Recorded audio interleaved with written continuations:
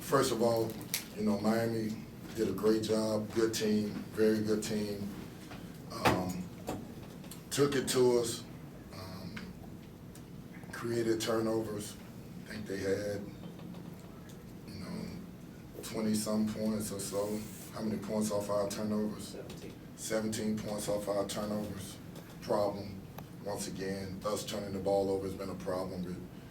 Recurring problem, game after game. We have to do a better job of that.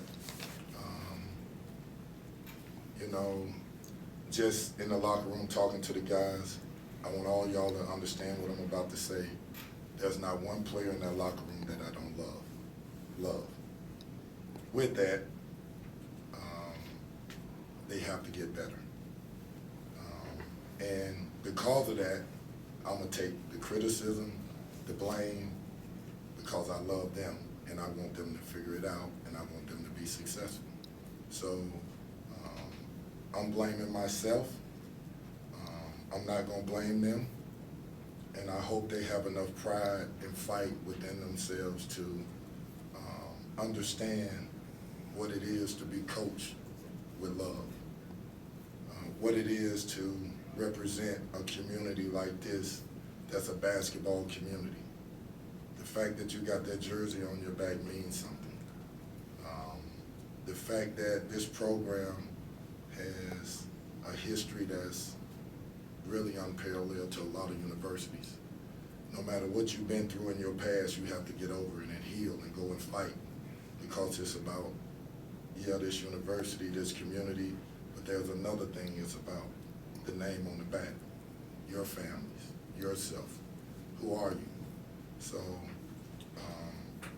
I'm going to take the blame for it. They haven't been able to get what I'm trying to see.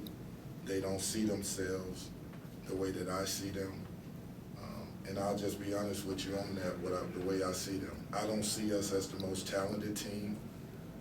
And for me, there's only one way for us to win, and that's to play with real desperation, real fight, real determination, inch by inch, yard by yard, in every aspect of the game. On the offensive end, I want it to look like it looks on the defensive end. A together group that when a player makes a mistake, which all players make, somebody has his back.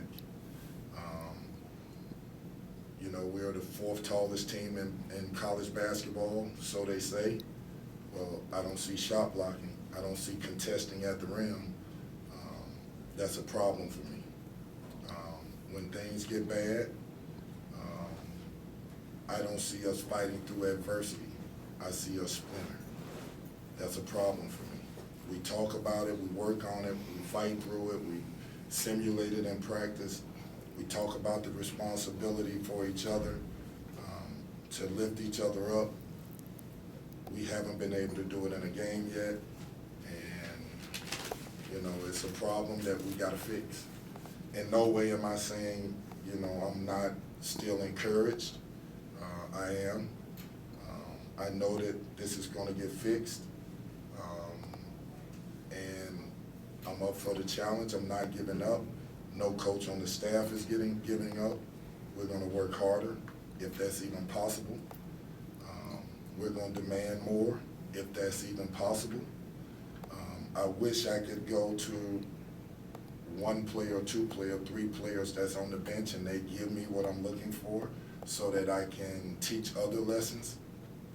I don't have that because I watched the guys that came into the game, they made the same mistakes as the guys that were in the game. That has to be corrected. I'm looking for guys that will sacrifice for this team, that trust their teammates, and that has to happen in order for us to win a game. There has to be some sacrifices made. Questions? Can you talk about some of those intangible things, the effort stuff, the togetherness stuff? How much of your problem is coming from that, and how much of it is execution, being in the right place, rotating when you're supposed to, that sort of stuff? It's a little bit of both. But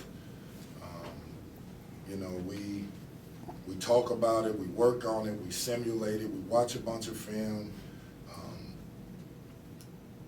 They just hadn't figured it out yet. And if they have figured it out, they hadn't figured it out long enough yet. Yeah, you guys started out shooting the ball pretty well. I think you were 7 for your first 14, but you had 5 turnovers in the first 5 minutes, which stopped you from getting going. Are the turnovers caused just by guys trying to do too much, guys being careless, not concentrating? What are you seeing? That's a great question. I would tell you that some of the turnovers you can't even draw up. And what I mean by that, we set a cross screen, the guy's wide open, nobody's near him, the screen was excellent, he's opening the block, some kind of way the ball ends up out of bounds. Impossible. We come off a dribble handoff, and for whatever reason, the dribble handoff gets lost, which I rarely see. They get a layup some kind of way. Those are the plays that it may be focus, it may be concentration, it may be a casualness to it that we have to correct because it's happening over and over and over again. Where, you know, we talk about great ball movement, we talk about spacing, we talk about if the ball is on the right wing and you're up top and the pass comes to you, the one place you cannot drive it is where it came from. Well, we had 4 or 5 turnovers where a guy caught the ball, jabbed like he was going to drive it left, drove it right into a defender that was guarding the corner with a passer, turnover. When are you going to learn? I'm saying this, it may be my fault. I'm trying to get them to understand it. Evidently, I'm doing something that's not clicking. That may make some people happy to hear me say that. I don't know, but I'm not going to let the kids not understand what love is. I'm going to take the blame for their ailments, for their failures, because that's what I'm paid to do, one. But more importantly, being paid to do it. That's what true love is. I know what I work on every day. I know that I'm going to turn this program around. I know what where their hearts are. I know what they say they want. It's on me to make sure I give them that.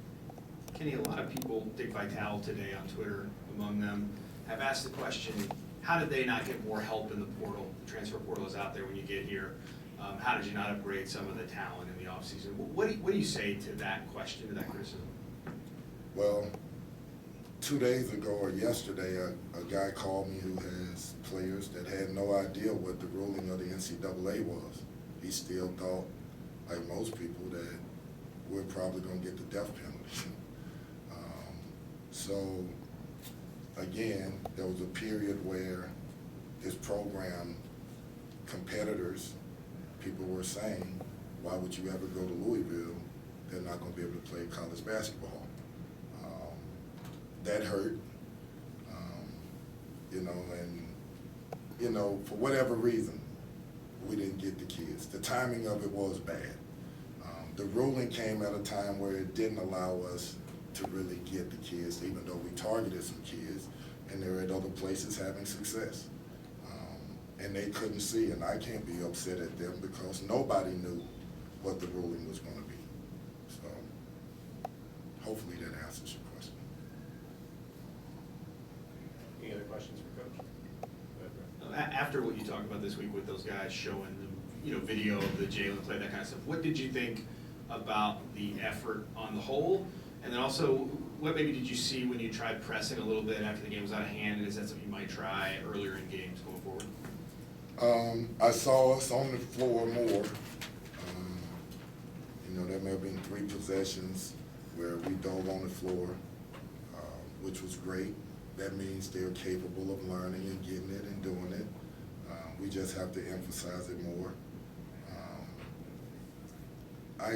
The pressing part, you have to be solid. In this game, when you're playing a team that's good offensively with good offensive players, you have to be solid. So there may be times when I may want to press and I'm like, I just don't. I don't want to give up a 3 to a guy that can, where we get lost and then all of a sudden a 3. But better yet, I want to play zone because I know they may not be as comfortable in zone and we get 2 stops in a row and the momentum's coming our way, and then they throw it to the middle and the guy cuts and they get a dunk. I want to be solid. I want to be solid. I need them to understand that being fundamentally sound defensively, being solid defensively can help us.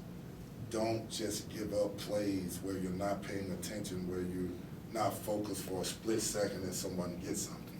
So, yes, I want to press more, but they determine how much I press. They meaning our team. Andrew.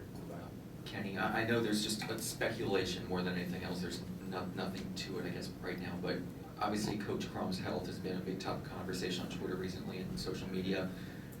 Take a step back. Just what does he mean to you? And I mean, even to this day. Well, I can say this. 2 days ago, me and Milk called Susan because we heard that his health may be an issue. And she says, Kenny, he really hadn't spoken. He's just been laying in the bed. And let me see if he will talk to me.